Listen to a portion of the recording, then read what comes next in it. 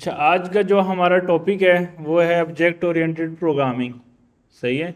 हमने last time types वगैरह पढ़ी थी।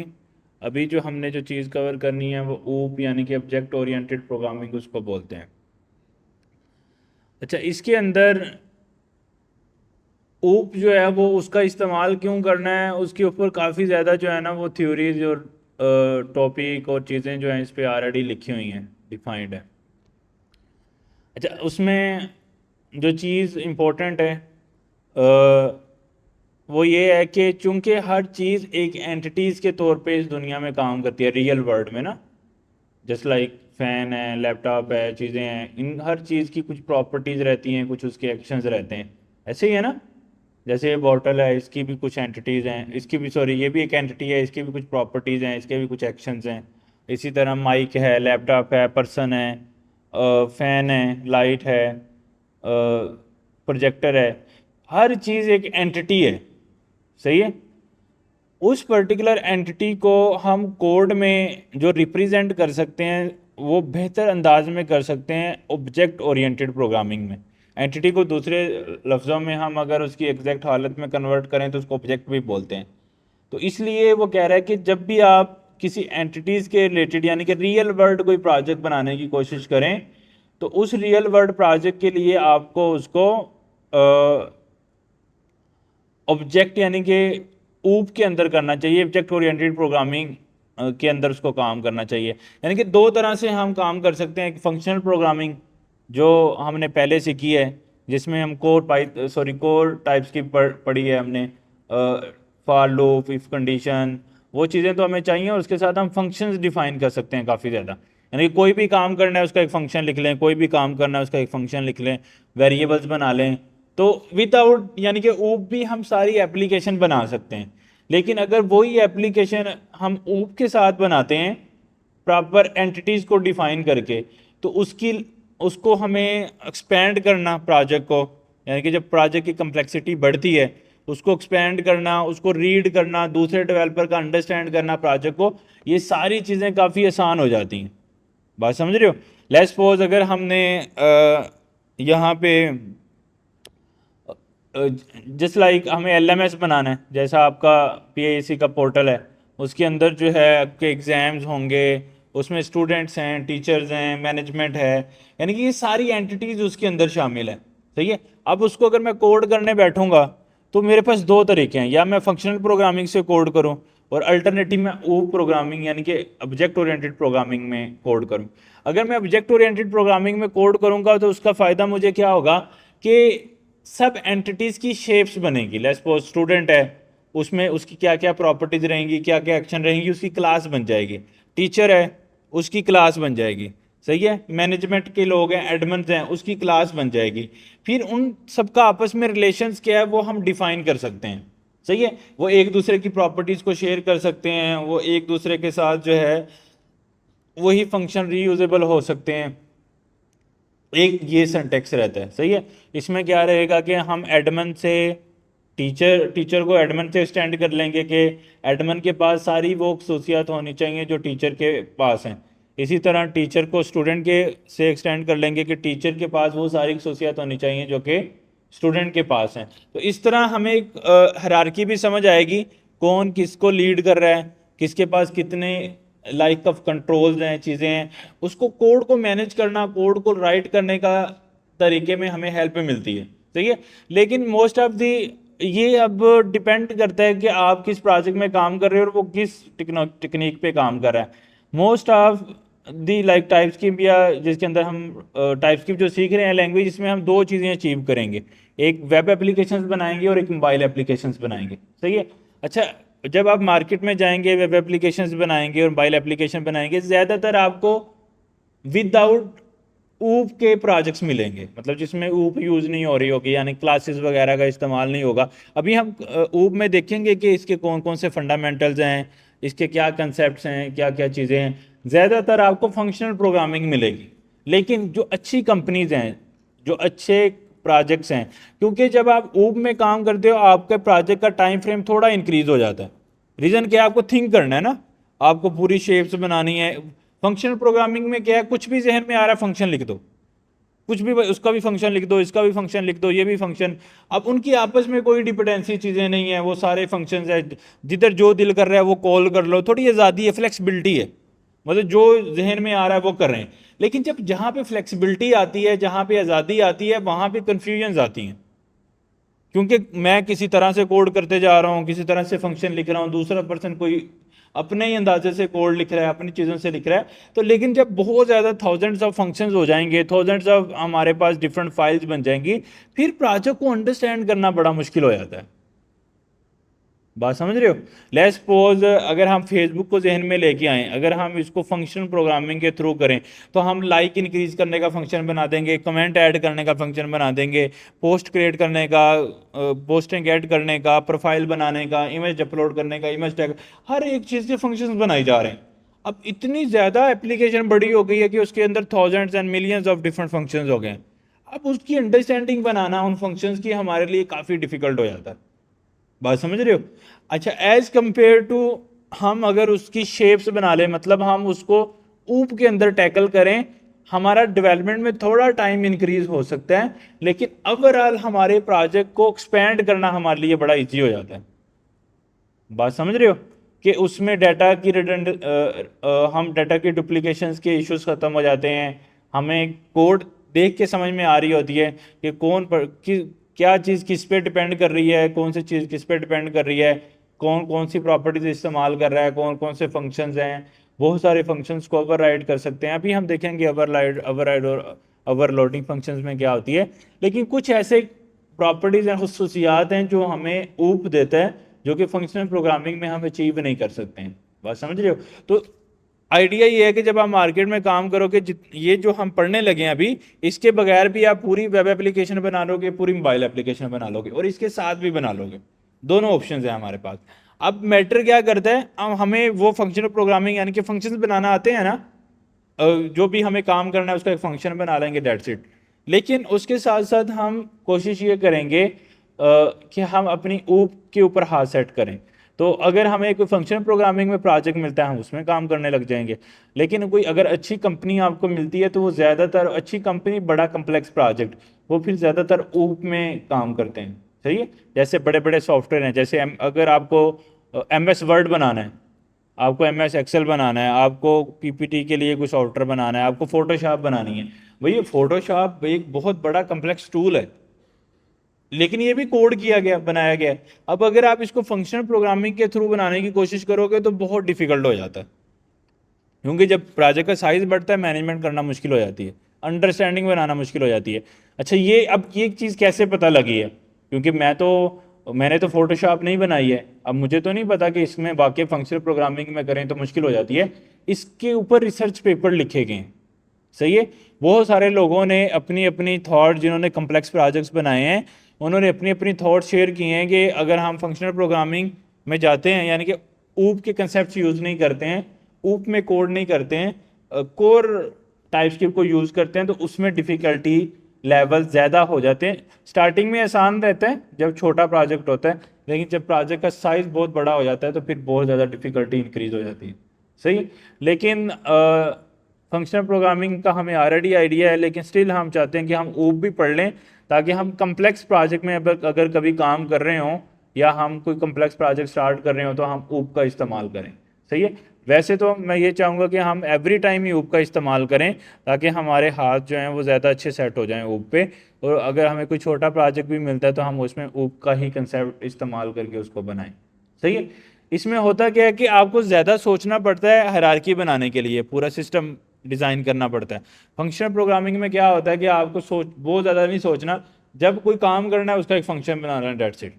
सही है? तो उसमें हमारे पास क्विक सोल्यूशन रहते हैं।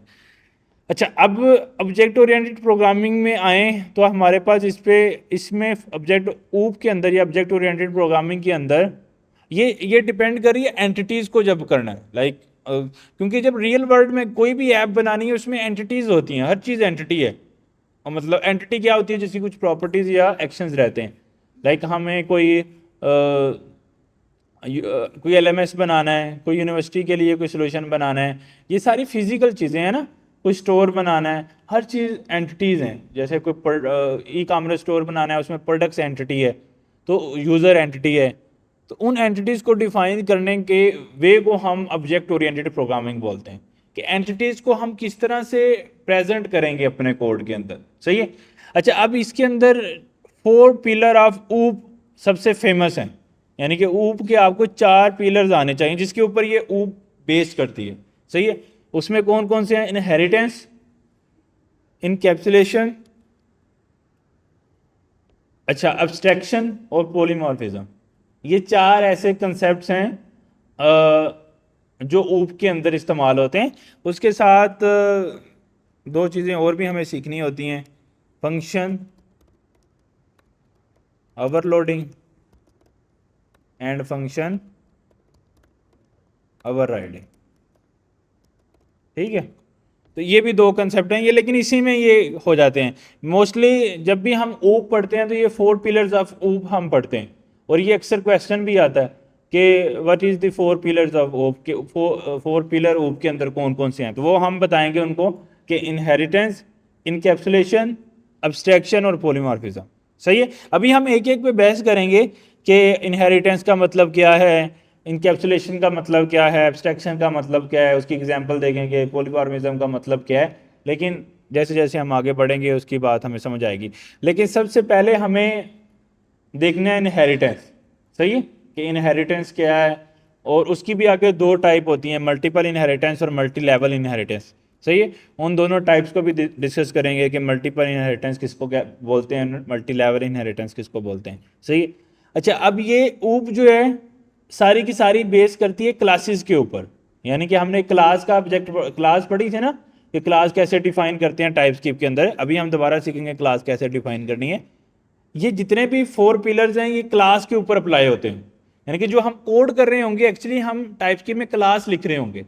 अच्छा, उस क्लास में स्ट्रेटजी क्या अपना रहे होंगे, उस स्ट्रेटजी के अंदर, यानी कि अगर मैं इनहेरिटेंस अप्लाई कर रहा हूँ तो मेरी स्ट्रेटजी डिफरेंट रहेगी। अगर मैं पॉलीमॉर्फिज्म कर रहा हूँ, इनकैप्सुलेशन कर रहा हूँ, तो वो स्ट्रेटजीज क्या रहेंगी, वो मेरे पिलर्स डिफाइन करेंगे। और इन चारों को मिला के भी हम एक प्रोजेक्ट में इस्तेमाल करते हैं, बल्कि मोस्ट ऑफ द टाइम ऐसे ही करते हैं कि जिस तरह का हमारे पास एक प्रोजेक्ट के अंदर सिनेरियो बनता है उसके मुताबिक हम फिर अपना पिलर जो है वो डिफाइन करते हैं। अच्छा, उससे पहले यानी कि आपको ये 4 पिलर अंडरस्टैंड करने से पहले आपको क्या करना पड़ता है, ये चीज़ सीखनी है, फंक्शन, क्लासेस, फंक्शन ओवरलोडिंग और फंक्शन ओवरराइडिंग, क्योंकि ये वाले कंसेप्ट तीनों काफ़ी ज़्यादा इस्तेमाल होते हैं ऊप के अंदर। सही है। अच्छा, पहला हम कंसेप्ट सीखेंगे डेफिनेटली क्लास कैसे बनाते हैं, और फिर हम ओवरराइडिंग और ओवरलोडिंग फंक्शन को कैसे करना है उस पर आते हैं। अच्छा, क्लास बनाने के लिए हमने लास्ट टाइम भी देखा था कि हम क्लास का कीवर्ड बनाते हैं, क्लास का एक कीवर्ड होता है, फिर उसके बाद हम क्लास का नाम रखते हैं। सही है। तो जस्ट लाइक मैं यहाँ पे शेप जो है वो क्लास का नाम रख लेता हूँ, और फिर हम लगाते हैं यहाँ पे कर्ली ब्रेसेस, यानी कि अगर मैंने इस ब्लॉक को, जो जैसे मैंने पहले फंक्शंस के ब्लॉक बनाना सीखे थे, या मैंने पहले जैसे मैं एक ये ब्लॉक बना रहा हूँ, इफ़ कंडीशन का भी बनाना सीखा था, फॉर डू फंक्शन बहुत सारे। अगर मुझे इस ब्लॉक को क्लास बनाना है तो मुझे लगाना है क्लास का कीवर्ड और उसके साथ क्लास का नेम। ये 2 चीज़ें चाहिए इसको, यानी कि इस ब्लॉक को क्लास का ब्लॉक बनाना है तो 2 चीज़ें चाहिए, क्लास का कीवर्ड और क्लास का नेम। सही है। अगर मुझे फंक्शन का बनाना है तो वो सेम ही होता है ना, फंक्शन का कीवर्ड और फंक्शन का नाम। तो इसी तरह क्लास प्रीटी मच सेम है, तो उसके अंदर हम क्लास का कीवर्ड और क्लास का नाम जो है वो डिफाइन करते हैं। अच्छा, अब ये क्लास एक एंटिटी को शो करती है। सही है। यानी कि हर एंटिटी की एक क्लास होगी, बात समझ रहे हो, हर एंटिटी की एक क्लास होगी। तो लेट्स सपोज मेरे पास जो है माइक है, इसकी एक क्लास होगी, लैपटॉप है इसकी एक क्लास होगी, एसी है इसकी क्लास होगी, फैन की क्लास होगी, लाइट की क्लास होगी। हर एक पर्टिकुलर एंटिटी, चेयर की क्लास, टेबल की क्लास, हर एंटिटी को हम प्रोग्रामिंग में एज अ क्लास डिफाइन करेंगे। सही है, ताकि उसकी जो है वो हम शेप जो है वो डिफाइन कर सकें। और उसके मतलब क्लास के अंदर डेफिनेटली फिर हम 2 चीज़ें बता रहे होंगे उसको, क्योंकि मैं एंटिटी को क्लास बोल रहा हूँ, तो एंटिटी की दो चीज़ें हैं जी, मतलब एंटिटी में दो चीज़ों को हम एंटिटी को एंटिटी तब बोलते हैं अगर उसमें दो चीज़ें हों, प्रॉपर्टीज़ और एक्शंस। तो इसका मतलब है वो सेम प्रॉपर्टीज़ और एक्शन में इसके अंदर भी डिफाइन कर रहा हूँ। जस्ट लाइक अगर मैं यहाँ पे क्लास डिफाइन करता हूँ लैपटॉप की, तो इसके अंदर मुझे अब इसकी दो चीज़ें बतानी हैं कि इसकी प्रॉपर्टीज़ कौन सी हैं और इसके एक्शंस कौन से हैं। प्रॉपर्टीज़ लाइक मेरे पास जो है इसका ब्रांड कौन सा होगा, ये मैंने प्रॉपर्टी डिफाइन कर दी कि ब्रांड इसका जो है वो स्ट्रिंग होगा। उसके बाद जो है हमारे पास इसकी जो है प्राइस वैल्यू हो सकती है, वो नंबर में होगी। और उसके बाद इसके कुछ एक्शन हो सकते हैं, मे बी स्टार्ट लैपटॉप,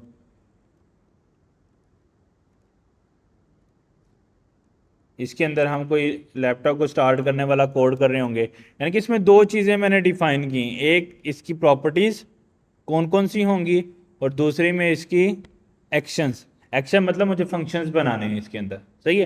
तो ये दो चीज़ें अगर मैं इस पर्टिकुलर क्लास में डिफाइन कर रहा हूँ तो ये एक एंटिटी को रिप्रेजेंट कर रही है।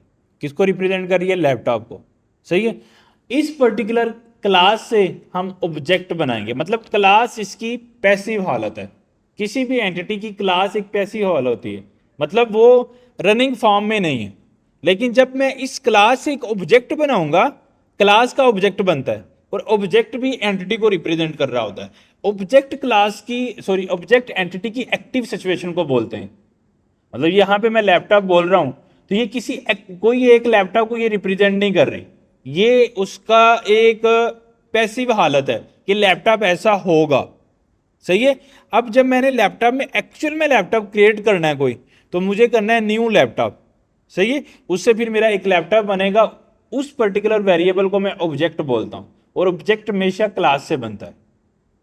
यानी कि क्लास की एक्टिव हालत को मैं क्या बोलूंगा? ऑब्जेक्ट बोलूंगा। और क्लास खुद एक पैसिव एलिमेंट है।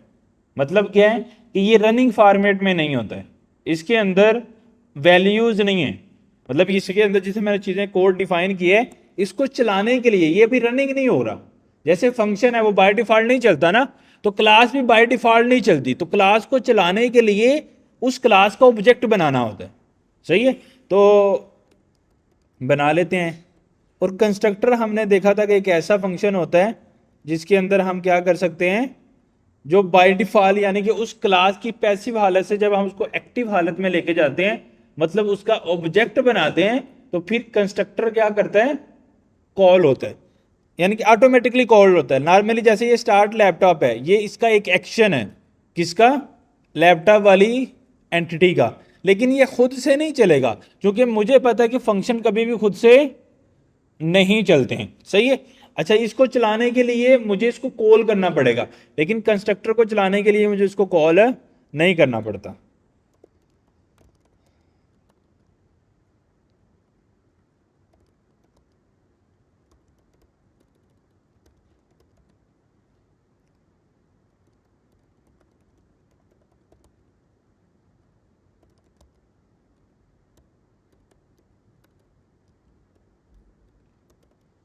This dot price equal to price, सही है।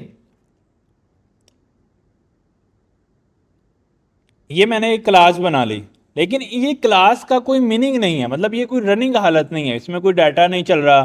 ये किसी भी देखो ना, नॉर्मली जब मैं किसी लैपटॉप की प्राइस की बात करूंगा तो उसमें कोई प्राइस होगी ना, उसकी कोई 20,000 30,000 50,000 कोई प्राइस होगी, फिर उसका कोई ब्रांड होगा, HP लैपटॉप। ये क्लास एक लैपटॉप की एंटिटी को शो कर रही है, उसके स्ट्रक्चर को डिफाइन कर रही है, लेकिन ये किसी एक्टिव लैपटॉप को शो नहीं कर रही है जो एक्चुअल में लैपटॉप है। यानी कि लैपटॉप जब क्रिएट होगा वो इस पर्टिकुलर क्लास की मदद से क्रिएट होगा, लेकिन अभी हमने उसको क्रिएट नहीं किया, तो ये पैसिव हालत है लैपटॉप की। एक्टिव हालत करने के लिए हमें क्या करना पड़ता है? इस क्लास का एक ऑब्जेक्ट बनाना है। लेट्स सपोज मैं कहता हूं उसका ऑब्जेक्ट क्या होगा? न्यू लैपटॉप, उसका नाम मैं रख लेता हूं, may be new Dell laptop, सही है। मैंने एक लैपटॉप बना लिया। अच्छा, इसको क्रिएट करने के लिए इस ऑब्जेक्ट को मुझे क्या करना पड़ता है, न्यू क्लास का नाम, तो क्लास का नाम क्या था, लैपटॉप। अब ये एक्चुअल में इस वक्त ये जो लाइन है ना, ये उस क्लास की एक्टिव सिचुएशन है जिसके अंदर मैं उस क्लास को कॉल कर रहा हूं। उस क्लास को कॉल करने के बाद उसका जो भी रिस्पॉन्स आ रहा है मैं वो इस ऑब्जेक्ट में डाल रहा हूं। सही है। तो मुझे डेफिनेटली जब मैं न्यू लैपटॉप कर रहा हूं तो ये जो ब्रैकेट्स लगती हैं इसके अंदर जो पैरामीटर मैं पास करूंगा वो एक्चुअली मेरे कंस्ट्रक्टर के पास जाते हैं। तो मेरे पास दो पैरामीटर हैं, कौन कौन से, ब्रांड एंड प्राइस। तो मुझे यहाँ पे ब्रांड पास करना है, मे बी डेल, और प्राइस पास करनी है मे बी 20,000 समथिंग। सही है। अब ये जो ऑब्जेक्ट है ये अब एक्चुअल मेरे एक लैपटॉप को रिप्रेजेंट कर रहा है जिसकी के प्राइस जो है वो 20,000 है और जिसका जो ब्रांड है वो डेल है। सही है। और ये बना कैसे है, ये डाटा जो है वो पास हुआ है, ये सारी क्लास एग्जीक्यूट हुई है, और जो भी इसके अंदर प्रॉपर्टीज एंड एक्शंस थे उनके जो भी उसके एक्शंस क्रिएट होने थे, जो भी प्रॉपर्टीज क्रिएट होनी थी वो क्रिएट होने के बाद इस लैपटॉप वाले ऑब्जेक्ट में आ चुकी है, न्यू लैपटॉप वाले ऑब्जेक्ट। अब इस न्यू लैपटॉप के ऑब्जेक्ट में ये भी एक एंटिटी को रिप्रेजेंट कर रहा है, लेकिन ऑब्जेक्ट एंटिटी की एक्टिव हालत होती है। मतलब क्या है कि अब एक्चुअल में इसमें प्राइस वैल्यू भी होगी, इसमें ब्रांड भी होगा, इसमें स्टार्ट लैपटॉप का एक्शन भी होगा।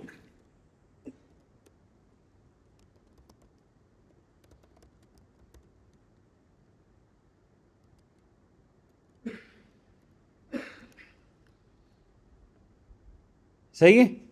अच्छा, इसका मतलब क्या है कि इस पर्टिकुलर क्लास में जो कुछ चीज़ें थी वो सारी की सारी अब पार्ट बन गई हैं न्यू डेल लैपटॉप का, और इसमें मैं सारी वो काम कर सकता हूँ। मतलब मैं यहाँ से अपनी मर्जी से इसका ब्रांड गेट कर सकता हूँ, प्राइस गेट कर सकता हूँ, इसके अंदर स्टार्ट लैपटॉप, यानी कि ये जो ऑब्जेक्ट है इसके अंदर जितनी प्रॉपर्टीज़ हैं प्लस उसके जितने भी एक्शंस हैं वो ऑटोमेटिकली आ चुके हैं।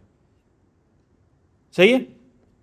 इसी ऑब्जेक्ट को विदाउट मैं क्लास भी क्रिएट कर सकता हूं, वो कर्ली ब्रेसेस वाला सिंटैक्स जो हमने पढ़ा हुआ है उसमें भी हम दोनों चीजें डिफाइन कर सकते हैं ना, उसकी प्रॉपर्टीज और उसके एक्शन। तो वो उसकी बाय डिफॉल्ट रनिंग हालत है। लेकिन क्लास डिफाइन करने का हमें फायदा ये है कि इससे क्लैरिटी आती है। क्लैरिटी क्या आती है कि इस ऑब्जेक्ट में कौन कौन सी प्रॉपर्टीज होंगी, कौन कौन से एक्शंस होंगे, वो सारे हमने यहाँ पे डिफाइन किए हैं। सही है। अच्छा, अभी आप लोगों को एक चीज डिफरेंट, दो तीन चीजें यहाँ पे डिफरेंस नजर आ रही हैं, मैं दोबारा से समझाने की कोशिश करता हूँ। एक, हम यहाँ पे आप लोगों ने देखा होगा नॉर्मली जब भी हम वेरिएबल डिफाइन करते हैं, सही है, तो हम उसके साथ कांस्टेंट या लेट या वॉर का कीवर्ड लगाते हैं, ऐसे ही है ना। लेकिन हम यहाँ पे ये नहीं लगा रहे, और जब फंक्शन डिफाइन करते हैं तो उसके साथ फंक्शन का कीवर्ड लगाते हैं। नॉर्मली हम ऐसे काम करते हैं।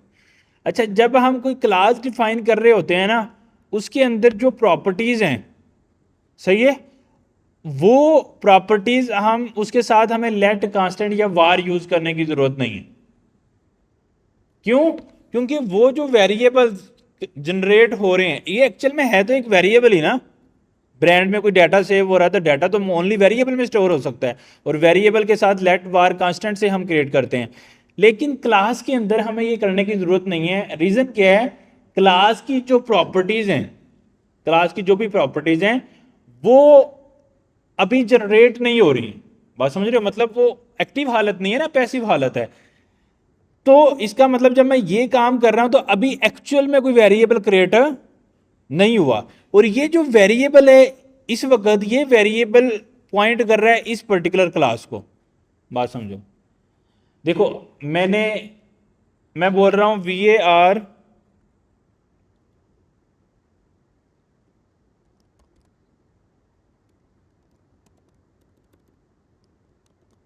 में भी यूजर नेम, मैंने ये एक वेरिएबल क्रिएट किया। जब मैं VAR या लेट या कांस्टेंट का कीवर्ड लगाता हूं तो क्या होता है? मेमोरी के अंदर एक स्टोरी सेव हो जाती है, उसमें SFT स्टोर हो जाएगा। ऐसे ही है? कोई कन्फ्यूजन यहां तक? कोई प्रॉब्लम नहीं है? उसके अंदर सेव हो गया SFT। अच्छा, जब इसके अंदर ये पर्टिकुलर डाटा सेव हो गया यूजर के नेम के अंदर, तो एक्चुअली हुआ क्या, रैम में डाटा स्टोर हो गया।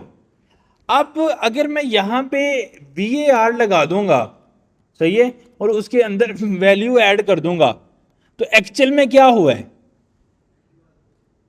VAR के कीवर्ड लगाने से क्या होता है, वेरिएबल बन जाता है। वेरिएबल कहां बनता है, रैम के अंदर। तो अब क्लास का भी वेरिएबल बन गया जो कि रैम के अंदर सेव हो गया। अब आइडिया ये है कि यार क्लास के अंदर हमें वेरिएबल, जब क्लास हम लिख रहे हैं, यानी कि जब क्लास लिख रहे हैं और उसका कोड चल रहा है, क्या उस वक्त हमें वेरिएबल मेमोरी में सेव करने की जरूरत है? लेट्स सपोज अगर ये वाला हमने लगाया ही नहीं, न्यू लैपटॉप, अब कभी क्या इस क्लास की एक्टिव हॉलो जनरेट होगी या इस क्लास का कोई रिस्पॉन्स आएगा? नहीं, क्योंकि इसकी एक्टिव हालत जनरेट होती है फ्रॉम जब हम ऑब्जेक्ट क्रिएट करते हैं। इसका मतलब है कि जब वेरिएबल क्रिएट होना चाहिए वो पहले नहीं होना चाहिए। कब होना चाहिए? रन टाइम पे, जब हम उसको ऑब्जेक्ट बना रहे होंगे। मतलब मेमोरी में तब कोई जाके वेरिएबल बनना चाहिए ना जब हम उसको एक्चुअल में उसका ऑब्जेक्ट बनाएंगे। बात समझ रहे हो? तो इसलिए उसने क्या किया कि वो उसका वेरिएबल नहीं बनाना चाहता। एक प्रॉब्लम ये, अगर हम ये लगाते हैं तो वो राइट अवे, यानी कि जब VAR का कीवर्ड लगा दिया तो राइट अवे वेरिएबल मेमोरी में बन जाएगा। वो हम नहीं चाहते हैं। क्यों? क्योंकि क्लास जो है वो एक्टिव सिचुएशन नहीं है।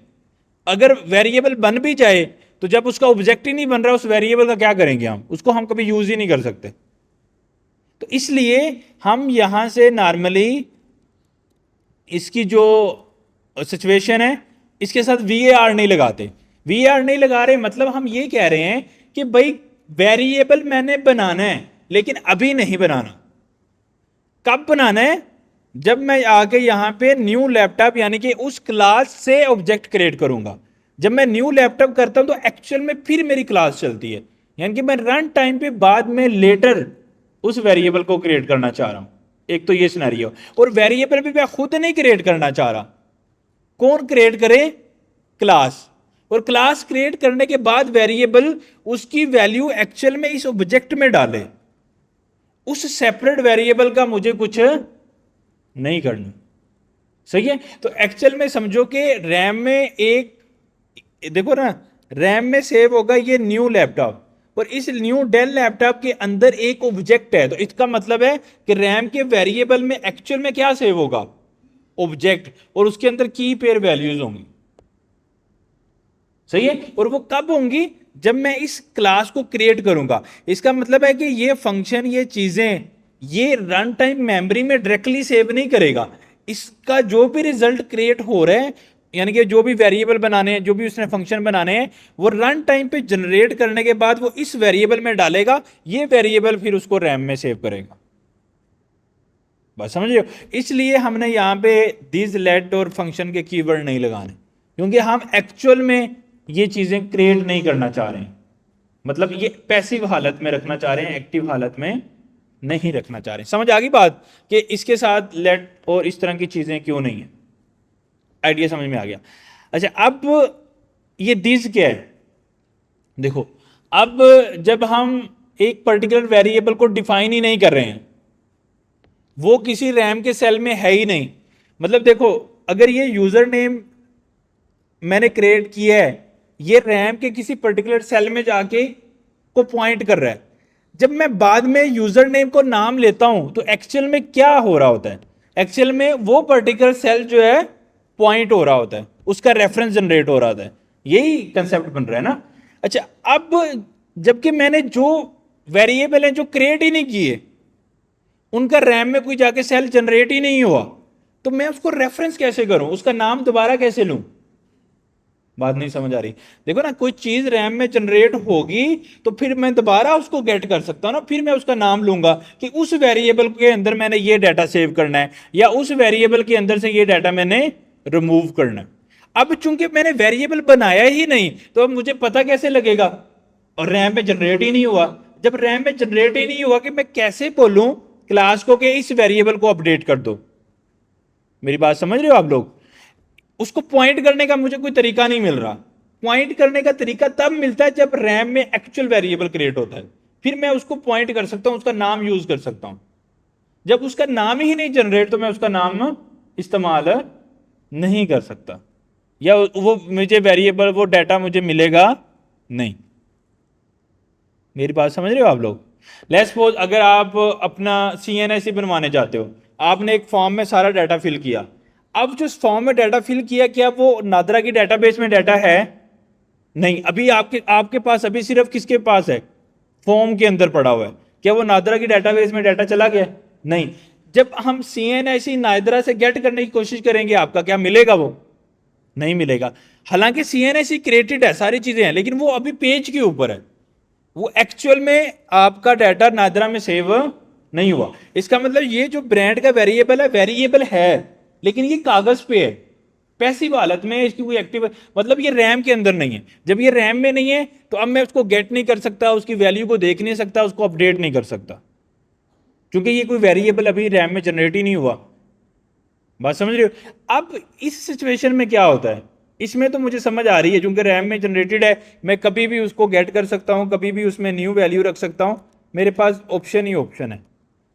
मेरी बात समझ रहे हो?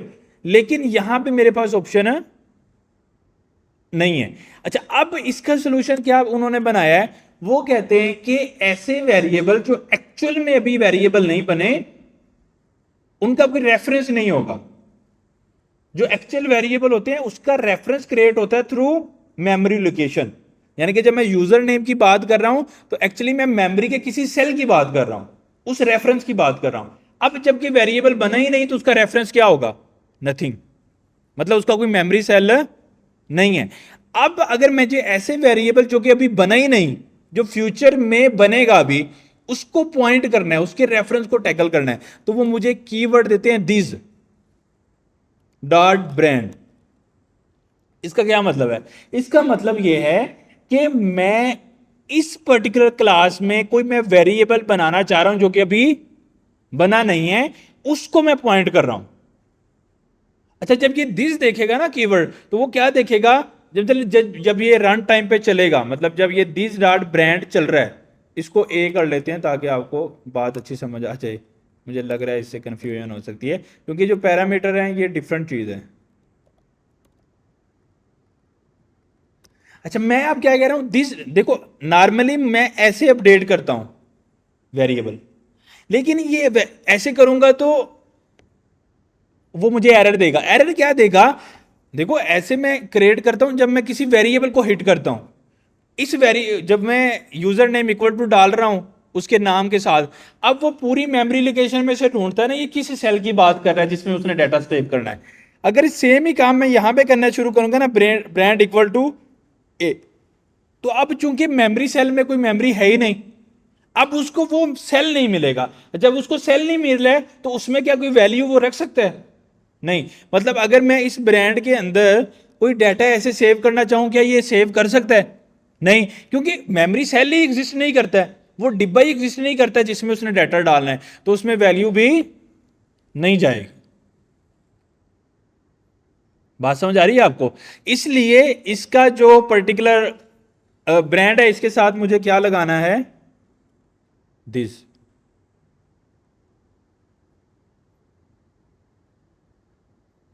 इतनी बात समझ आ गई आप लोगों को? सही है।